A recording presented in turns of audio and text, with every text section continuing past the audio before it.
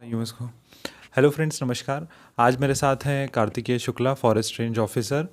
ये मेरे साथ पहले लेबर इंस्पेक्टर बैच में थे और आज इन्हें अच्छी तैयारी करी। फ्रेंड्स, तो देखिए आज ऑब्वियस सी बात है, आपको एक लेबर इंस्पेक्टर दिख रहा है, फिर इन्हें बहुत अच्छी तैयारी करी और फिर आज साहब हमारे रेंजर बन गए।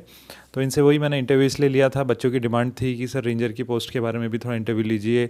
जो न्यूली रिक्रूटेड जो हैं रेंजर्स, उनके बारे में मतलब उनसे पूछिए कि किस तरीके से तैयारी करी। मैं खुद इनफैक्ट रेंजर की तैयारी कर रहा हूँ, तो मेरे लिए भी सर सबसे बड़े मोटिवेशनल है ही हैं।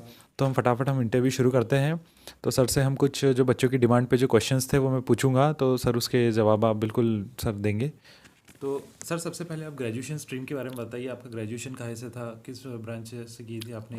देखिए, मैंने graduation computer science and engineering से बीटेक किया हुआ है। मैंने जेपी इंस्टीट्यूट नोएडा से की हुई है, जो कि मैंने IEEE के थ्रू की थी।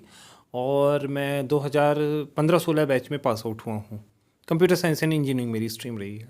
अच्छा, BSc ना? हाँ, बीटेक CSE। अच्छा, बीटेक सी। तो कॉम्पिटिटिव कोचिंग में आप किस तरीके से एंटर हुए, उसका एक्सपीरियंस क्या रहा? देखिए, कॉम्पिटिटिव कोचिंग्स में ये बात था कि हम लोगों ने कैंपस प्लेसमेंट किया था, तो कैट के थ्रू मैंने कैट की भी पहले प्रिपरेशन की। तो उसके थ्रू मैं Indian institute of forest management में MBA किया। मैंने IFM में एंट्री की। मैंने देखा कि एक फॉरेस्ट ऑफिसर और एक सिविल सर्विसेज का एक स्कोप बहुत अच्छा लगा। तो उसी टाइम पे मैंने एज ए स्टूडेंट ही जो है थोड़ा थोड़ा समय अपना निकाल के पढ़ाई को स्टार्ट किया, क्योंकि मोटिवेशन लेवल आ चुका था। एक समय के बाद आपको लगता है, जब आप देखते हो सामने फॉरेस्ट ऑफिसर्स कैसे जी रहे हैं, सिविल सर्वेंट कैसे जी रहा है, तो उसी तरीके से धीरे धीरे कॉम्पिटिटिवनेस के लिए हम लोगों ने यूट्यूब्स में वीडियोज़ देखे टॉपर्स के। और सबसे इंपॉर्टेंट बात, हमने सिलेबस को देखा कि सिलेबस क्या है, क्या हमने पढ़ा है, क्या हमें कवर करना है। तो चीज़ों को हमने पॉइंट आउट किया। तो एक प्रॉपर स्ट्रेटजी का बनाते हुए धीरे धीरे हम इसमें बढ़े हैं। अच्छा, तो डायरेक्ट आपने ग्रेजुएशन किया? ग्रेजुएशन के बाद ग्रेजुएशन अगर सही मायनों में बताएं तो एक तरह से तैयारी मेरी ग्रेजुएशन से ही तो शुरुआत हो गई थी, क्योंकि घर पे आसपास जिस हम लोग एक मीडियम सामान्य वर्गीय परिवार से बिलोंग करते हैं, जो कि कॉम्पिटिटिवनेस की हमेशा से हम लोग की भावना रही। हमने अपने रिलेटिव्स को देखा, अपने शहर वालों को देखा कि इन्होंने MPPSC में काफ़ी अच्छी पोस्टें पाई हैं। तो उनको देखकर एक मोटिवेशन फील होता है कि ये हमारे साथ के लोग ऐसा कर रहे हैं और हमें भी कुछ करना चाहिए। तो तैयारी तो एक तरह से ग्रेजुएशन से ही स्टार्ट हो गई। थोड़ा थोड़ा हम लोगों ने उसके बारे में जानना स्टार्ट किया। किताबें, बेसिक किताबें, जैसे कोई भी आप MPPSC के एस्पायरेंट की बात करें तो लूसेंट बहुत सिंपल सी किताब है, पर आप कुछ ना पढ़ने के बजाय स्क्रैच से आपको शुरू करना, तो आप एक बार लूसेंट की रीड मान लीजिए। उसके बाद आप सिलेबस निकाल के धीरे धीरे उसमें देखिए कौन से टॉपिक बच रहे हैं। तो उसके हिसाब से आपको ये जो है, आप देखिए बहुत चीज़ों के बहुत अच्छे अच्छे मटेरियल्स मिलते हैं, तो आप उसके रिव्यू अगर आप करें, जैसे इन्वायरमेंट पढ़ना है तो उसके लिए स्पेसिफिक बुक हैं। तो इसी तरह धीरे धीरे आप अपना बेस बनाएं, और आप टेस्ट जितने देंगे, जितनी प्रैक्टिस करेंगे, उससे धीरे धीरे आप परफेक्शन की ओर जाते हैं। तो यही इसी तरह मेरा मामला आगे बढ़ता गया।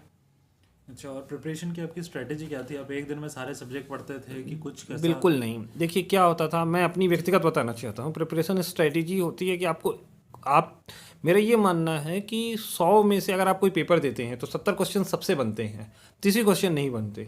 तो आप कभी भी आप कट ऑफ देखेंगे PSC उसका, तो आपका इसी रेंज में जाता है जितने क्वेश्चन आपसे बनते हैं। लेकिन आप ये भी कर लो और वो भी कर लो, उसके चक्कर में आपसे जो बनता है आप उसको भी कवर कर देते हो, जो नहीं बनता वो तो नहीं बनता था। लेकिन जब आपका सिलेक्शन आपके बनते हुए क्वेश्चन से होता तो आपको वही करना चाहिए। तो मैं क्या करता था कि सेलेक्टिव कर लिया कि कम पढ़ूंगा लेकिन पूरी चीज़ आनी चाहिए। जैसे मैं एक टॉपिक पढ़ता हूँ तो उस टॉपिक में इतनी मास्टरी होनी चाहिए कि कहीं से भी वो क्वेश्चन आ जाए। वो आपको 100% डिस्टिंक्ट रहता है कि आप थोड़ा पढ़ो तो कभी एक स्ट्रीम को आपने सब कुछ पढ़ लिया लेकिन आपने कंप्लीटनेस नहीं पढ़ा, तो इसी का क्वेश्चन आपको थोड़ा घुमा के आएगा तो आपसे नहीं बना, तो आपके पढ़ने का मतलब क्या रह गया? पढ़ने का मतलब यही है कि आप कम पढ़ो लेकिन आपसे पूरी चीज़ आनी चाहिए, 100% परफेक्शन। और मेन आपने कौन सी बुक से आपने पढ़ाई करी थी? ये मैंने एक स्ट्रेटजी बनाई थी सिलेबस को देखते हुए, और रिव्यूज़ पढ़े रेंजर के लिए। जैसे मैंने ऑप्शन लिया था इन्वायरमेंट, तो इन्वायरमेंट में आप शंकर IAS का हमने जो है बुक प्रेफर की है। दृष्टि IAS की बुक बहुत अच्छी आती है, आप उसको पढ़िए।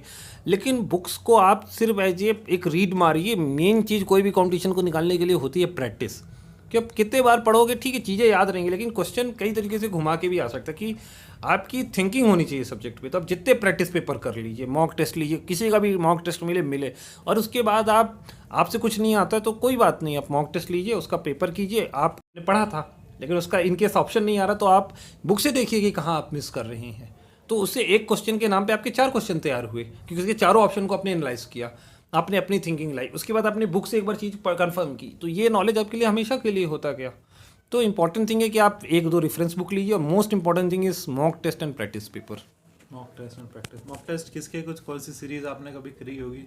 मैंने देखिए मॉक टेस्ट तो कोई मैं ऐसा स्पेसिफिक बता नहीं सकता, क्योंकि मैं तो देखता था कि जिसकी भी बाज़ार में चल रही है उठा लो, क्योंकि क्वेश्चन कोई भी ऐसा देखिए पीएससी के एग्जामिनेशन में हर क्वेश्चन इंपॉर्टेंट होता है और हर क्वेश्चन इंपॉर्टेंट नहीं होता। आप पिछले साल के प्रीवियस पेपर से एनालिसिस करेंगे तो काफ़ी अजीब अजीब की थिंग्स की चीज़ें पूछ लेता है। जैसे इसी एमपीपीएससी के आप पेपर देखेंगे तो 1842 का बुंदेला विद्रोह पूछा था, अगर आपने एमपीपीएससी देखा होगा। कहाँ पढ़ते हैं आप इस तरह की चीज़ों को? कोई नहीं, बहुत रेयरली पूछे जा रहे क्वेश्चन है। तो कुछ भी आपसे पूछा जा सकता है, तो आपको हर चीज़ के लिए तैयार रहना चाहिए। तो कोई किसी के जो भी टेस्ट सीरीज जो भी आपको क्वेश्चन मिले, एवरी क्वेश्चन इज इंपॉर्टेंट, और हर क्वेश्चन आपको, और मान लीजिए नहीं भी इंपॉर्टेंट तो आपने ये जानकारी मिली, तो जानकारी मिलने की जो खुशी होती है क्या वो कम है? सही है, सही है। आपने कुछ नया सीखा। सीखते रहने से ही होता है काम, उसी से अपना नॉलेज बढ़ता जाएगा, सीधी सी बात है सर। बिल्कुल बिल्कुल, निश्चित तौर पर। तो और फिर नेक्स्ट क्वेश्चन ये था कि आपने टाइम मैनेजमेंट के बारे में कुछ बताएंगे? हाँ बिल्कुल, टाइम मैनेजमेंट देखिए बहुत इंपॉर्टेंट चीज़ है। आपकी स्ट्रेटजी बिल्कुल लिस्ट आउट होनी चाहिए।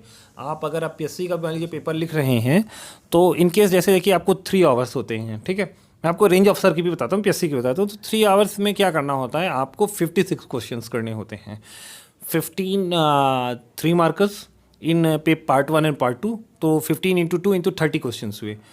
उसके बाद 10 क्वेश्चन 6 मार्क्स होते हैं, तो 10 क्रॉस 2 दोनों पार्ट 1 और पार्ट 2 को मिला के ऐसे 20 क्वेश्चन हो गए। तो टोटल कितने हुए? 20, और पहले कितने थे? 30, तो ये टोटल हुए 50। और 6 3 पार्ट 1 में 3 पार्ट 2 में आपको 20 मार्क्स क्वेश्चन करने होते हैं। तो ये क्वेश्चन को लिखने का तरीका बिल्कुल डिफरेंट होता है कि आपको एक में कम शब्दों में लिखना, एक में मीडियम में, और एक में बहुत अधिक। तो इसके लिए टाइम स्ट्रेटजी मैंने ऐसे सेट की थी कि मैंने पहले 30 क्वेश्चन के लिए 30 मिनट तय किए थे, जो 2 लाइनें करनी हैं, ठीक है। तो मैंने डिसाइड किया था कि घड़ी, आप कभी भी आप पेपर देंगे तो घड़ी आपकी आंखों के सामने होगी, ठीक है। तो आप, या फिर आप कई जगह वॉच भी अलाउ करते हैं, analogue watch, digital watch not allowed. तो आप ये कर सकते हैं कि 30 मिनट में 30 क्वेश्चन कीजिए, जो 2 मार्कर्स 3 मार्कर्स हैं। उसमें आपको सिर्फ एक एक लाइन लिखनी है, एक तरह से ऑब्जेक्टिव क्वेश्चंस होते हैं। तो अगर आपसे आते हैं तो आप ये 30 क्वेश्चन आराम से कर सकते हैं आधे घंटे में। उसके बाद 1.5 घंटा आप जो है 20 क्वेश्चनों को दीजिए, जो कि 6 मार्कर हैं, ठीक है। तो एक क्वेश्चन के लिए आपको कितने मिनट मिला? 4.5 मिनट। 4.5 मिनट में आपको 100 शब्द लिखने, आप आसानी से लिख सकते हैं अगर आपकी सही प्राइसिंग स्ट्रेटजी है। बीच में थोड़ा ब्रेक भी अगर आप ले ले तो 4 मिनट भी अगर लेंगे और 30 सेकंड दूसरे क्वेश्चन की थिंकिंग में लगाते हैं, तो एग्जाम टाइम में 30 सेकंड कई बार बहुत बड़ा भी हो जाता है। आपको सोचने का टाइम मिल गया, 30 सेकंड में दिमाग क्लिक कर जाएगा अगर आप 30 सेकंड में। उसके बाद आखिरी का 1 घंटा में 6 क्वेश्चनों के लिए लेता था, 10 मिनट, क्योंकि आपको 250 वर्ड्स में एक क्वेश्चन लिखना है। तो आपको 250 क्रॉस 6 1500 वर्ड्स लिखने हैं, 15 पेज लिखने हैं। और आपको कंक्रीट लिखना है, तो उसके लिए मैं लास्ट का 1 आवर लेता था पूरा, कि उसमें एक स्ट्रेटेजी, हर चीज़ का अपन क्या करते हैं, एक टेम्पलेट तैयार करते हैं कि इस क्वेश्चन में इतना लिखना है और इस तरह से लिखना है। तो उसी के अकॉर्डिंग टाइम मैनेजमेंट होता है। आप पहले खुद करके प्रैक्टिस करिए, ये थोड़ा टाइम वेरी कर सकता है, मैंने अपना बताया है। कुछ क्वेश्चंस बहुत जल्दी कर लेते हैं 6 मार्कर्स को, 100 वर्ड्स करीब 4-5 लाइनों में एक डायग्राम बना के, और इस तरीके से भी पूरा आप कर लेते हैं। तो ये आपके लिखने पे लगता है कि आप कितने 100 वर्ड कितने समय में लिख सकते हैं, और रेस्ट करते हुए। तो ये आप पे डिपेंड करता है। पर मेरी स्ट्रेटजी तो ये थी कि 30 क्वेश्चन 30 मिनट में, फिर बाकी 20 क्वेश्चन 90 मिनट में, और आखिरी 6 1 घंटे में। इसी तरह फॉरेस्ट में भी आप ऑप्शनल रहता है, तो आप ऑप्शनल में आप सेलेक्ट कर लेते हैं कि जो चीज़ आपसे बन रही है उनको कर लीजिए, जो नहीं बन रही है उनको भूल जाइए, क्योंकि आपका कंसंट्रेशन ना बनने वालों पे नहीं है, जो बनने वालों क्वेश्चंस पे। ऑब्जेक्टिव आता है 100 क्वेश्चन है, अगर आप उसमें 40-50 सबसे अच्छे से बनते हैं, तो पहला कंसंट्रेशन 50/50, क्योंकि 50/50 अगर आप अच्छे से कंसंट्रेट करोगे तो कोई छीन तो लेगा नहीं आपसे। अब रिमेनिंग 50 में थोड़ा लक, और आपके पास मान लीजिए टाइम बचा है, आपने 50 क्वेश्चन कर लिया 1 आवर में। अब आप क्या करोगे, उन्हीं 50 क्वेश्चन को 1 घंटे सोचोगे। तो कई बार आपके इसमें से आने वाले अगले 40 मिनट आप सोचो, उम्मीद है कि 20 से 25 क्वेश्चन क्लिक कर जाएंगे, क्योंकि आपने तैयारी तो की हुई है। तो आपके कितने क्वेश्चन हो गए? 50 + 20 75 नियरली हो गए। अब आखिरी 25 क्वेश्चन आपसे बनने तो है नहीं कई बार कंडीशन में, तो आप नियरेस्ट ऑप्शन देखिए जो आपको समझ में आ रहा है। तो उसके लिए आपको 10 to 15 मिनट्स में भी आप कर सकते हो, क्योंकि आपसे देखिए एक तरह से वो तुक्का ही है बिना किसी बात में। तो इस तरह से अगर आप 100 क्वेश्चंस करें तो ये बहुत बेहतर है, आपका टाइम भी मैनेज हो जाएगा और आपकी इफिशियंसी भी इंक्रीज होगी, क्योंकि 50 तो आप ऑलरेडी सही कर रहे हो जो आपसे आते। जो क्वेश्चन नहीं आते उनमें दिमाग नहीं लगाना शुरू में, क्योंकि जो क्वेश्चन नहीं आते अपन उस पर दिमाग लगाने के चक्कर में जो अपना परफेक्टनेस है वो नहीं खोनी है। वो परफेक्टनेस कम हो जाएगी, आपसे जो बन रहा है वो भी गलत होगा, तो क्या मतलब रह गया। तो सिर्फ आपको पहला दिमाग में होना चाहिए कि जो मुझसे बनता है वो गलत ना हो। उसके बाद जो नहीं बनता उसके लिए तो टाइम आपके पास ऑलरेडी है। आपके हिसाब से सबसे टफेस्ट टॉपिक क्या थे जब आपने तैयारी करी थी? तो देखिए, सबसे टफेस्ट टॉपिक तो थोड़ा मुझे इकोनॉमिक्स लगा, और फॉरेस्ट्री पार्ट में सबसे ज़्यादा जो मुझे टफ फील हुआ व्यक्तिगत तौर पे, तो इन्वायरमेंट में EIA का पार्ट था, इन्वायरमेंटल इम्पैक्ट असेसमेंट का, और थोड़ा बहुत मुझे कन्फ्यूज़न हो जाता था इसमें सिम्बियोटिक रिलेशनशिप सहजीविता से जुड़े कई सारे रिलेशनशिप होते हैं, जैसे परजीविता हो गया, सहजीविता, मृतोपजीविता, सहपकारिता। तो इसमें छोटे छोटे डिफरेंस होते हैं, बड़े बड़े, कि एक जैसे सहपकारिता होती है कि दोनों व्यक्ति एक दूसरे पे आश्रित हैं और सहयोग कर रहे हैं, जैसे राइजोबियम का जड़ होती है, बैक्टीरिया होती है, ठीक है, माइक्रोराइजल रिलेशनशिप होता है, तो जड़ में वो रहता है, जड़ के थ्रू पोषण करता है, और पोषण से वो अपने नाइट्रोजन फिक्सेशन का प्रोटीन बनाता है जो हम खाते हैं, तो दोनों को फायदा हुआ। लेकिन इसमें एक ऐसी चीज़ होती है जिसमें एक को फायदा, एक को घाटा, दोनों को घाटा, एक को घाटा, एक को कुछ नहीं, तो थोड़ा कन्फ्यूजन क्रिएट होता था। तो ऐसी चीज़ थोड़ा कोप अप करने में डिफिकल्ट रही।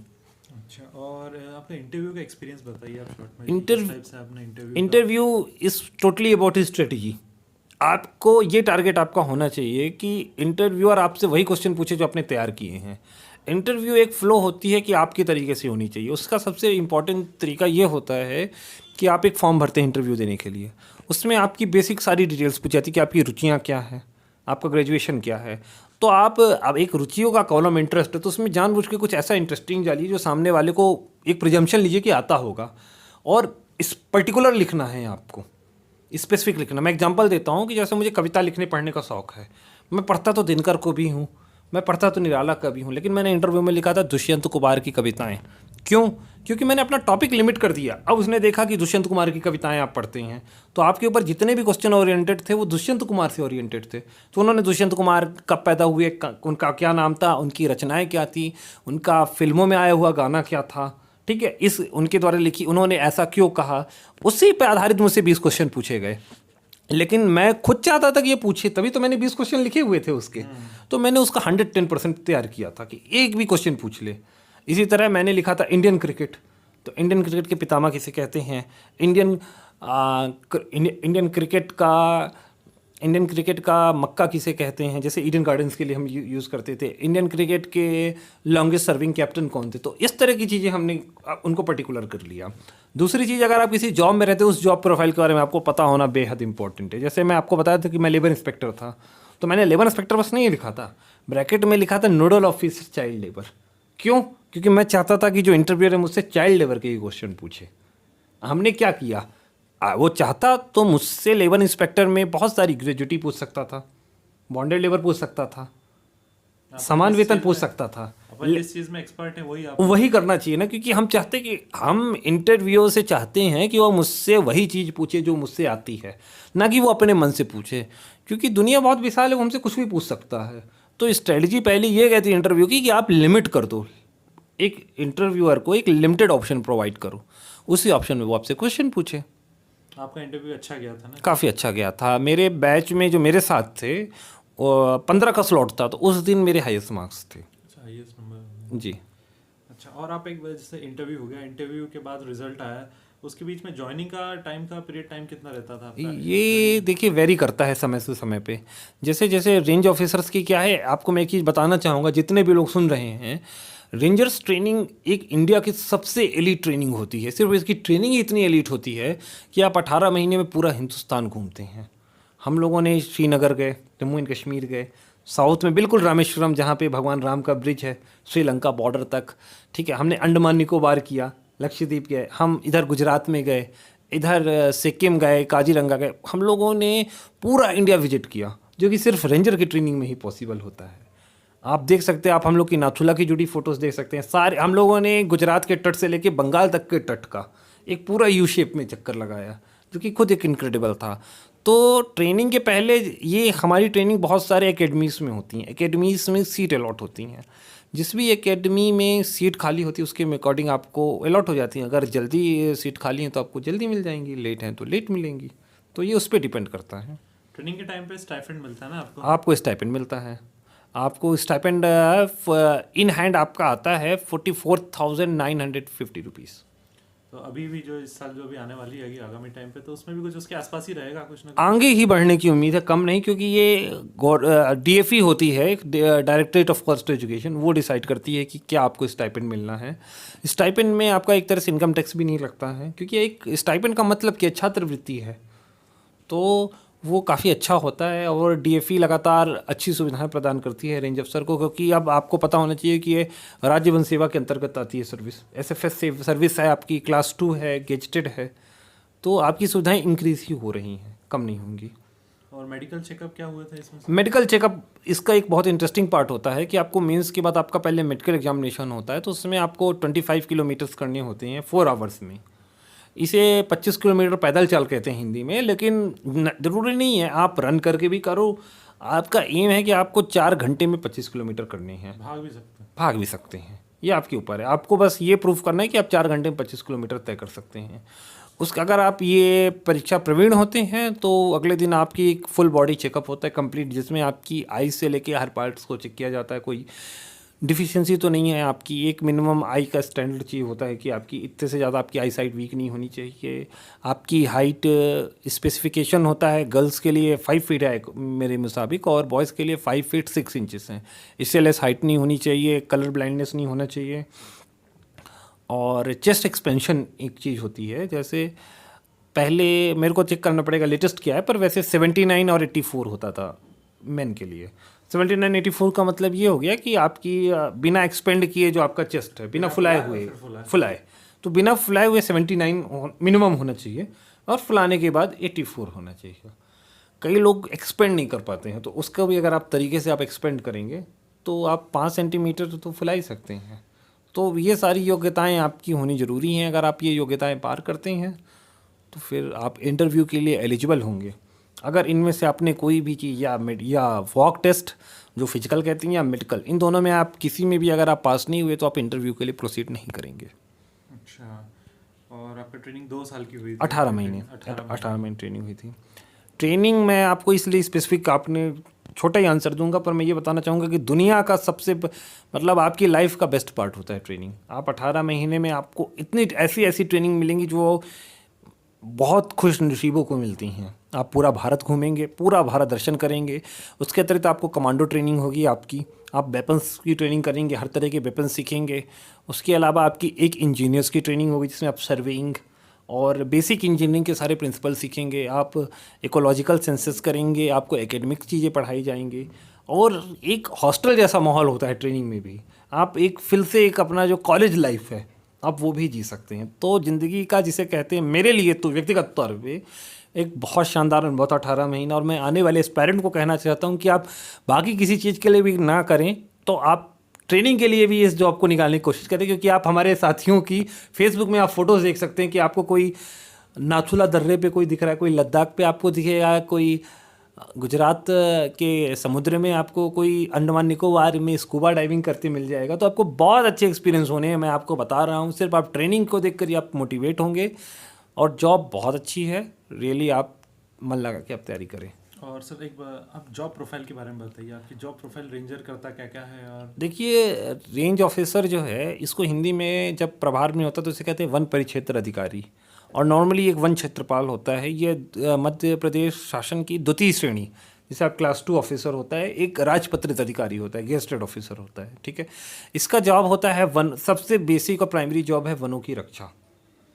आपका फॉरेस्ट्री आपका जो है सब कुछ है, आपको पेड़ सारी जो है जंगलों की रक्षा करनी है।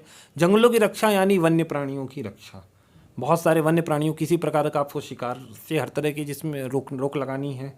आपको अपराधियों को, अगर कोई आपके कानून को का उल्लंघन करता है तो आपको उन्हें गिरफ्तार करना है, उन्हें काबू में रखना है। ये आपके पास कई सारी शक्तियाँ होती हैं। तो मुख्य काम सबसे मेन है तो आपका वनों की सुरक्षा, वृक्षारोपण, वन्य जीवों की सुरक्षा। इसी के साथ बहुत सारे इन्वायरमेंट से जुड़े हुए काम रहते हैं, जिसमें आप इन्वायरमेंट प्रोटेक्शन से जुड़ी स्कीम्स हो गई। ट्राइबल मैनेजमेंट भी एक इम्पॉर्टेंट पार्ट है, जनजातियों का संरक्षण और उनकी भी जो है सांस्कृतिक विरासत बनी रहे। तो ये सारे काम वन विभाग के होते हैं। अच्छा, और सर इसमें बंदूक और गाड़ी वाड़ी ये सब जो आजकल बिल्कुल बिल्कुल बिल्कुल बिल्कुल अगर आप ऐसा सोचते हैं तो आपको ट्रेनिंग भी, आप जैसे मैंने बताया आपको कि आपकी एक फुल आर्मी की ट्रेनिंग होती है तो आपको एक पिस्टल 9mm पिस्टल मिलती है, आप फील्ड में होंगे तो आप वो कैरी कर सकते हैं। आपको बोलेरो मिलती है जब आप परिक्षेत्र अधिकारी में होते हैं, और एक एवरेज आपके पास जो एक रेंज का क्षेत्र बहुत बड़ा होता है। जैसे मैं आपको पूरे भोपाल को 2 रेंजों में बांटा हुआ है सिर्फ। एक है समर्धा रेंज जिसमें मैं पोस्टेड हूँ, एज ए मैं अभी इस समय प्रशिक्षु के तौर पे पदस्थ हूँ, और दूसरी है बैरसिया। तो समर्धा की रेंज के अंतर्गत सारे जंगल, केरवा, कलियासोत, जो भी भोपाल से जुड़े लोग हैं तो आप समझ सकते हैं, पूरे जंगल आते हैं। और बैरसिया बहुत बड़ा क्षेत्र है, तो आप एक तहसील से भी बड़े क्षेत्र के आपके पास होता है, तो उसके अंतर्गत आपके पास बहुत बड़ा स्टाफ होता है। उसमें स्टाफ में आपके पास होते हैं चौकीदार हो गए, वन रक्षक हो गए, वनपाल हो गए, डिप्टी रेंज अफसर हो गए, स्थायी कर्मी हो गए, स्थायी श्रमिक हो गए। करीब 500 के ऊपर कई बार तो आपके पास स्टाफ होता है। 500 से 600 अंडर, मतलब 500 के ऊपर लोग आपके अंडर में रहते हैं। आपके अंडर में रहते हैं। 500 में आपके स्थायी कर्मी भी आ गए, स्थायी श्रमिक भी आ गए। बढ़ती वाला स्टाफ करीब 100 के ऊपर करीब रहेगा। ये डिपेंड करता है, ये मैं आपको एक नॉर्मल एजम्पशन बता रहा हूँ। ये समर्धा रेंज का है भोपाल में, कई जगह इससे भी ज़्यादा हो सकते हैं, कई जगह इससे कम भी हो सकता है, पर फिर भी 100-200 तो मिनिमम है आपका, क्योंकि आपका क्षेत्र बहुत बड़ा होगा। तो सर आपने बहुत अच्छी जानकारी दी है। आप एक फाइनल स्टूडेंट्स जो एस्पिरेंट्स हैं उनके लिए कुछ टिप्स देंगे सर, आप अगली जो फॉरेस्ट रेंजर की एग्ज़ाम आएगी? देखिए क्या है, आप एक ये बहुत ही पहली बात, आप प्रकृति के निकट रह पाएंगे, और प्रकृति के निकट रहते हुए आपको ऐसी चीज़ों के संरक्षण और ऐसी चीज़ों को एक्सप्लोर करने का, जो सही वर्ड कहा जाए, मौका मिलता है, जो विरले ही किसी को मिलता है। उसके अलावा आपको एक पुलिस की भी शक्तियाँ मिल रही हैं, आपको एक इंजीनियर्स का भी काम मिल रहा है, और जीवन में एडवेंचर का मौका मिलता है। तो इस नौकरी के लिए आप एक अच्छी जो है स्ट्रेटजी, सबसे इंपॉर्टेंट चीज़ है, रणनीति के साथ आप पढ़ाई करिए। और आप रेंज अफसर्स की क्या लाइफस्टाइल है, आप उसी फेसबुक में आप देख सकते हैं, बहुत से रेंज अफसर्स की आप देखिए, उससे प्रेरणा लीजिए, और आप इमेजिन करना शुरू कीजिए कि भैया मुझे अपना ये जीवन सफल करना है, अपना ये सपना सच करना है। उसी को मोटिवेशन लेते हुए एक बिल्कुल निर्धारित स्ट्रेटजी कि मुझे यहाँ पे ये करना है। मैंने जैसे थोड़ा आपको अपनी इंटरव्यू में रणनीति के बारे में बताया भी, उसी तरह आप अपनी खुद की रणनीति बनाइए जो बेस्ट रहेगा, उसी को फॉलो कीजिए और समय के मुताबिक तैयारी करते रहिए। निश्चित तौर पर सफलता आपके कदम छूमेगी। यही आशाएं हैं मेरी कि आप इसी प्रकार आप निरंतर तैयारी करें और जल्द ही मध्य प्रदेश राज्य वन सेवा में सम्मिलित हों। इन्हीं आशाओं सहित धन्यवाद। ओके सर, थैंक यू, आपने इतना समय दिया, आपने बहुत अच्छी इंटरव्यू दिया सर आपने, उसके लिए thank you very much sir, बहुत बहुत धन्यवाद।